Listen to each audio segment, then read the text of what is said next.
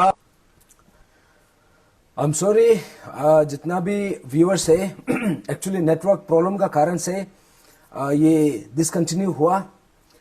फिर भी मैं आप सबका बीच में फिर से वापस आया हूं, ये टेक्निकल ग्लिच का कारण। तो मैं सीधा बात आप सबका बीच में फिर से ये बात को रिपीट करने के लिए आया हूं कि ये आप देख सकता है, ये जो रूल है,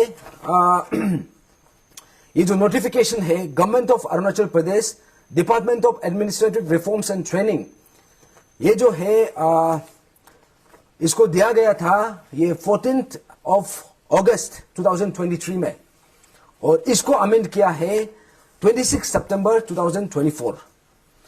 तो मैं ये बात इसीलिए आप सबका बीच में बताने के लिए आया हूं, जब भी ऐसा डॉक्यूमेंट निकलता है, ये गैजेट ऑफ अरुणाचल प्रदेश का एक गैजेट नोटिफिकेशन है गवर्नमेंट ऑफ अरुणाचल प्रदेश का, और यहां पे जितना भी आईएएस ऑफिसर्स है, जितना भी आईपीएस ऑफिसर्स है, चाहे वो एपीपीएससी का हो, चाहे वो एपीएसएसबी का हो, चाहे वो कोई भी इंस्टीट्यूशन का हो, लेकिन गवर्नमेंट का जो गाइडलाइन है, गवर्नमेंट का जो रूल है, इसको फॉलो करना पड़ता है। तो यहां पे हमको पता चला है कि आईएएस ऑफिसर जो एपीएसएसबी का चेयरमैन है विवेक पांडे सर, इन्होंने जानबूझ के ये रूल को फॉलो नहीं किया है। ये जो लिखा हुआ है कि क्लियरली अगर 426 में से अगर 406 पोस्ट खाली होता है तो कट ऑफ को इजीली रिलैक्स किया जा सकता है, और जो जो इसमें नहीं मिला है उसको यहां में एब्जॉर्ब किया जा सकता है मार्क्स को रिलैक्स करके। लेकिन ये रूल होने के बावजूद भी यहां पे मिस्टर विवेक पांडे एंड एपीएसएसबी जो बोर्ड है, इसको उल्लंघन किया है, इसको कंप्लीटली वायलेट किया है। तो पिछले बार भी मैंने बोला था, यहां पे एपीएसएसबी का जो चेयरमैन है विवेक पांडे को हमने सस्पेंशन के लिए मांग किया है, और कुछ दिन पहले हमारा जो लास्ट टाइम का जो मीटिंग था होम मिनिस्टर मामा नातुंग सर का साथ, ऑनरेबल होम मिनिस्टर, तो वो जो मीटिंग था वो इनकंक्लूसिव था, क्योंकि हमारा जो ये पर्टिकुलर रूल को इसको एक्सप्लेन करना बाकी था। तो हमने एक्सप्लेन किया, तो मामा नातुंग सर ने हमको 21 फरवरी को फिर से 21 अगस्त को फिर से मीटिंग के लिए बुलाया है, और ये मीटिंग में हमारा जो डिस्कशन है, हमारा जो भी राउंड टेबल डिस्कशन है, ये कंटिन्यू रहेगा। और ये मीटिंग में हम ये चीज को पूछताछ करेगा, ये चीज को हम सवाल करेगा कि ये जो रूल है, जो सरकार का गैजेट नोटिफिकेशन है, इसको क्यों फॉलो नहीं किया है, क्या कारण है, इसको हम दोबारा सवाल करेगा।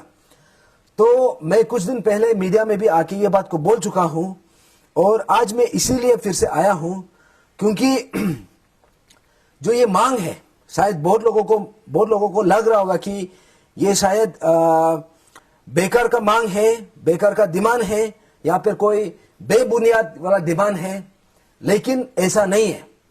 ये हुआ है, ये एक एग्जाम है, कांस्टेबल का एग्जाम है, लेकिन अगर यही चीज जो है, अगर रूल का वायलेशन अगर दूसरा एग्जामिनेशन में भी होना शुरू होगा, आप इमेजिन करो, यहां पे इनजस्टिस आज किसी का साथ हुआ है, लेकिन इनजस्टिस जो है कल को दूसरे स्टूडेंट्स लोग का साथ हो सकता है, और वो दूसरा स्टूडेंट जो है, आज किसी का भाई है, आज किसी का बहन है, आज किसी का बेटा है, आज किसी का बेटी है, जिसका साथ अन्याय हुआ है, लेकिन सेम इनजस्टिस जो है कल को आपका बच्चा का साथ, आपका बेटी का साथ, आपका भाई, आपका बहन का साथ हो सकता है।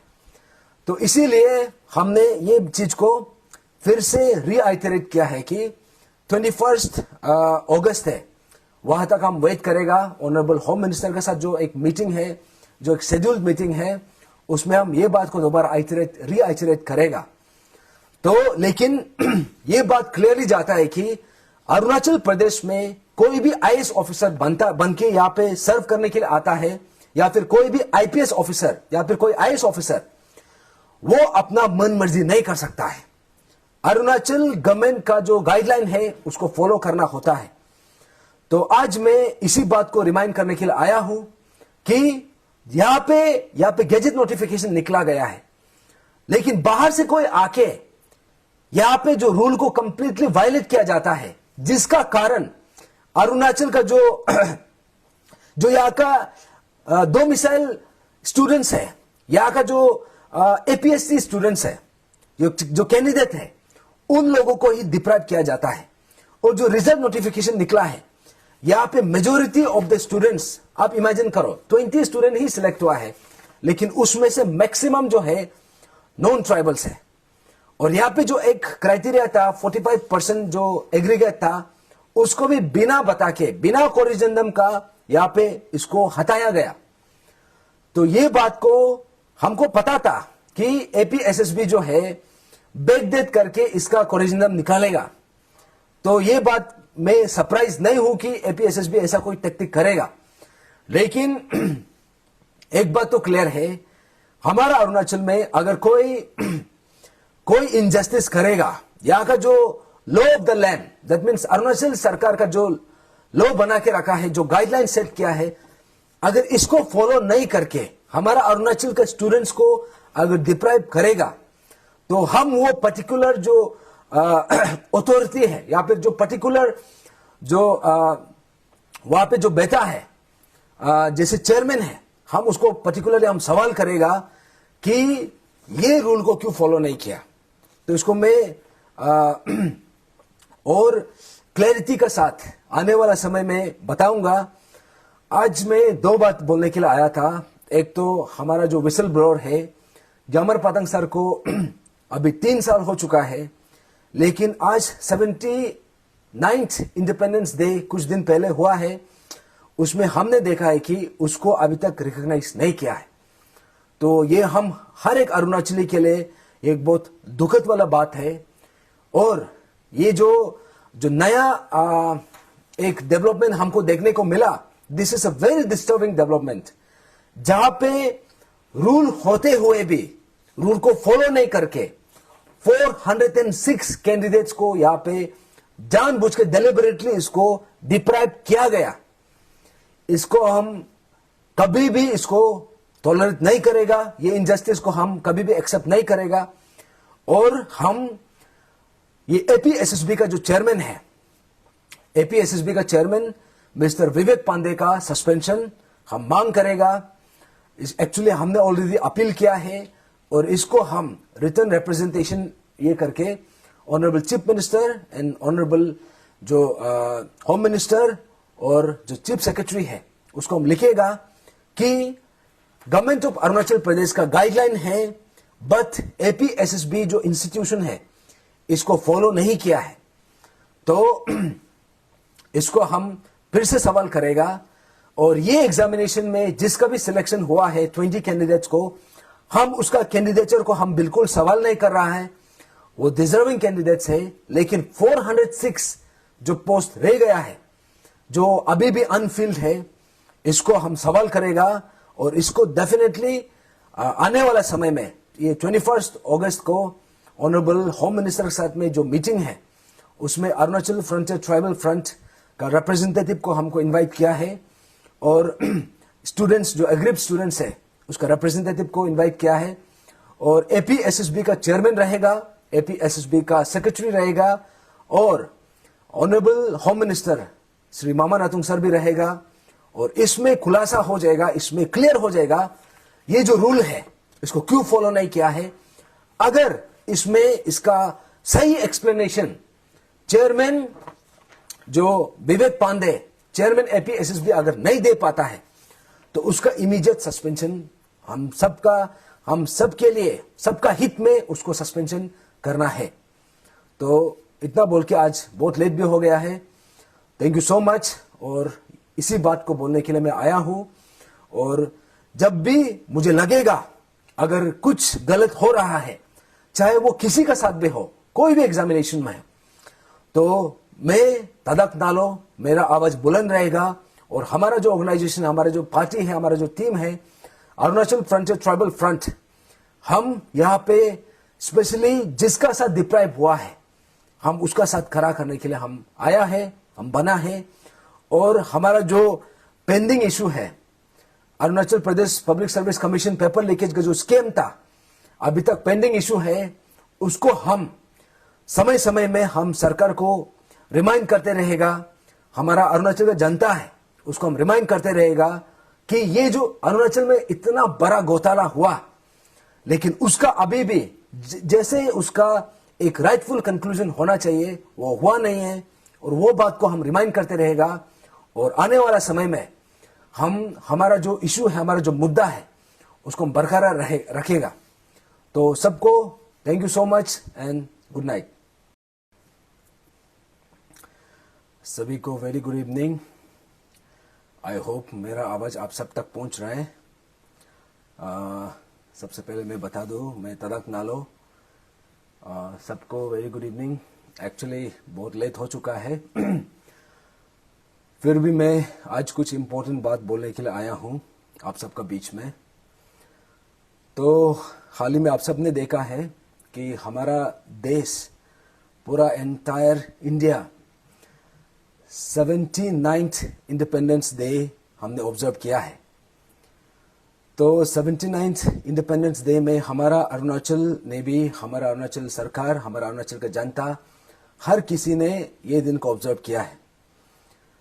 तो एक बात जो पहले से चलते आ रहा है, और मैंने ये बात को कई बार बोला भी है कि 2022 में Arunachal Pradesh public service commission में एक बड़ा सा पेपर लीकेज का घोटाला खुलासा हुआ, और उस खुलासा का जो केंद्र कैरेक्टर है, या फिर केंद्र जो हीरो है, जो मेन कैरेक्टर है, जिसने बहुत इंपॉर्टेंट किरदार निभाया, वो है हमारा विसल ब्लोअर, हमारा हीरो ग्यामर पादंग सर।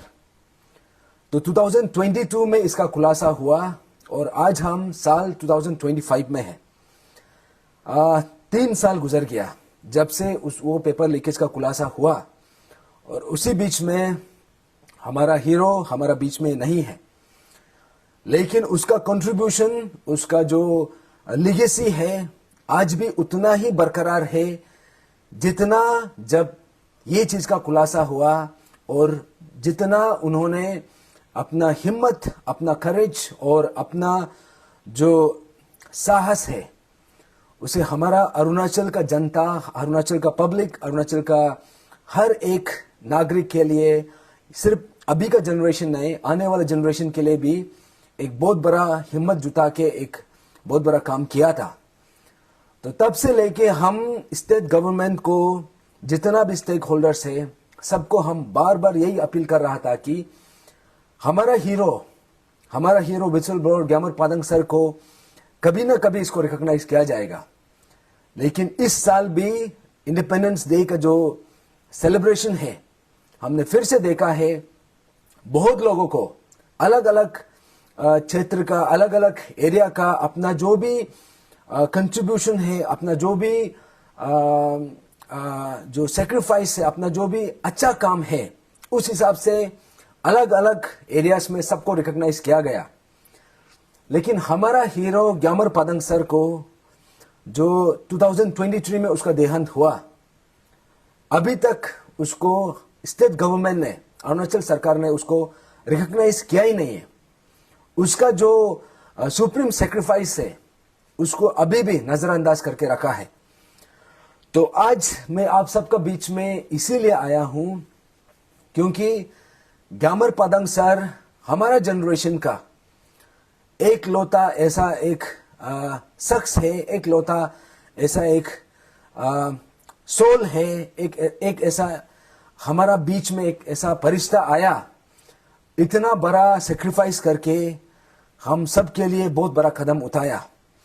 लेकिन ये 79th इंडिपेंडेंस डे का सेलिब्रेशन में भी सैडली हमने ग्यामर पादंग सर को रिकॉग्नाइज, जो उसके लिए जो अभी तक रिकॉग्निशन ड्यू है, स्टेट गवर्नमेंट ने इसको अभी तक रिकॉग्नाइज किया नहीं है। तो मैंने बहुत प्लेटफॉर्म में बहुत लोगों को बार बार अपील किया है, खास करके जो ग्यामर पादंग सर, अगर देखा जाए तो कम्युनिटी वाइज देखा जाए तो वो निशी कम्युनिटी से बिलोंग करता है, लेकिन उन्होंने जो सेक्रीफाइस किया एंटायर अरुणाचल के लिए किया था। लेकिन उसका जो सेक्रीफाइस है, उसका जो कंट्रीब्यूशन है, ये साल भी इट हैज गॉन अनरिकॉग्नाइज्ड। उसको ये बार भी, ये इंडिपेंडेंस डे में भी उसका जिक्र तक नहीं हुआ। अभी तक उसको हीरो घोषित किया नहीं है। उसको स्टेट गवर्नमेंट ने ऐसा स्टेट हीरो अभी तक रिकॉग्नाइज किया नहीं है। और जो स्टैच्यू ऑफ ऑनेस्टी था, उसका याद में, उसका मेमोरी में हमारा हर अरुणाचली का, हर एक अरुणाचली का, हर एक नागरिक का एक उम्मीद था, एक मांग था कि स्टैच्यू ऑफ ऑनेस्टी उसका ऑनर में बने। सैडली वो अभी तक बना नहीं है। और आज मैं इसीलिए आया हूं कि आज 17th, आज इनफैक्ट 18th ऑफ फरवरी अगस्त है, और 15th ऑफ अगस्त में मैं उम्मीद कर रहा था कि कोई तो ग्यामर पादंग सर का नाम को, या तो कोई भी यहाँ पे सरकार से हो या फिर कोई भी ऑर्गेनाइजेशन से, खास करके निशी एलिट सोसाइटी से, ऑल निशी स्टूडेंट यूनियन से, all Arunachal Pradesh student union से, और यहाँ पे जितना भी एपेक्स ऑर्गेनाइजेशन से, मैं उम्मीद कर रहा था कि ग्यामर पादंग सर का नाम को एटलीस्ट ये इंडिपेंडेंस डे में भी इसको रिकॉग्नाइज किया जाएगा।